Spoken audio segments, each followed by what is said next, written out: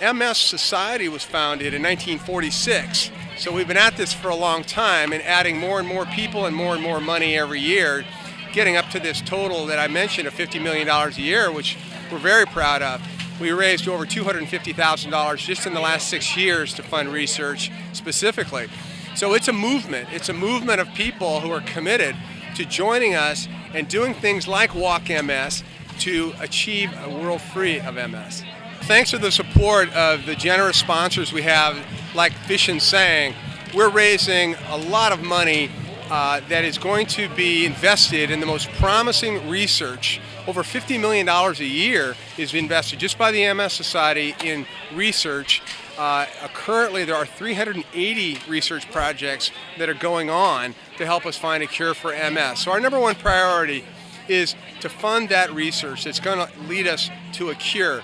First, to stop MS in its tracks, to reverse the progression of the disease in those living with MS, and then ultimately to find a cure and end MS forever.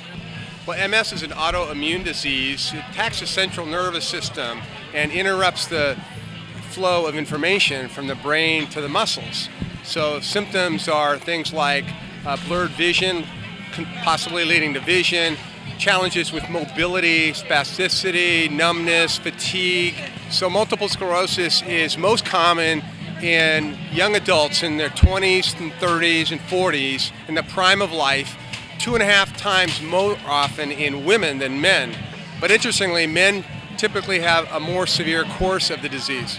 So I started as chapter president 7 years ago. We didn't have any oral treatments. We had about a half a dozen disease-modifying treatments. Nothing that'll cure the disease, but that will slow the progression in people who are living with MS.